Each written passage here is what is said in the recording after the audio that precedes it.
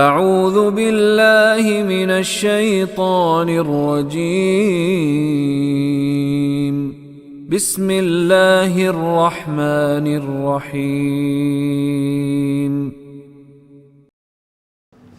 3 سال بعد بچے کو مسجد لے جانا ہے، 3 سال میں تو اس نے پریکٹس شروع کر دینی، اس سے پہلے بھی لے کر جائیں۔ اگر وہ آپ نے اس کو یہ دیکھ لیا پیشاب خانہ کرنے کی وہ پرابلم نہیں ہے اس کی، وہ مسجد نہ خراب کرے، تو مسجد بھی خراب کر دے نا تو غصہ نہیں کرنا، بچے کو مارنا نہیں ہے۔ ایک بڑے آدمی نے مسجد کے اندر پیشاب کر دیا تو صحابہ بھاگے اسے برا بھلا کہنے کے لیے، تو نبی صلی اللہ علیہ وسلم کہ بخ بخ، ٹھہرو، خبردار، صحابہ کو ڈانٹ دیا۔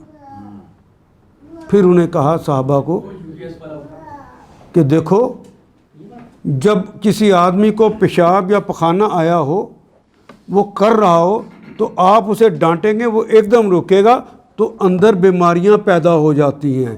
اپنے بھائی کو بیمار نہ کرنا، خبردار دوبارہ اس طرح نہ کرنا۔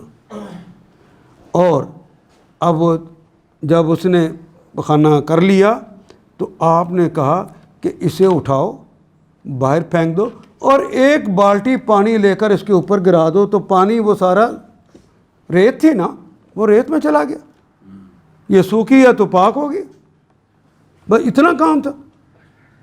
تم ایک بندے کو مارنے چلے گئے۔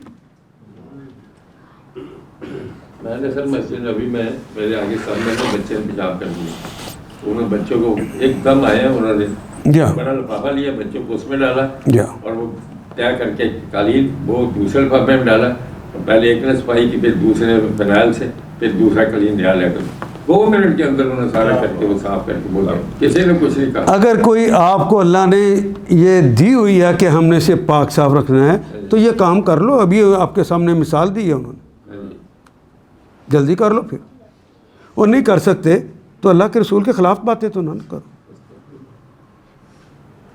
حضور نے کہا ایک بالٹی لو اور پھینک دو۔ جب وہ یہ سارا کر لیا تو تب وہ اس بندے کو بلایا اور کہا یہ اللہ کا گھر ہے، یہاں پیشاب خانہ نہیں کیا جاتا۔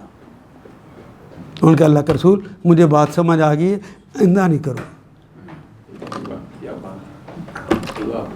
تو یہ سکھانا، تعلیم دینا محمد رسول اللہ سے سیکھنا ہے۔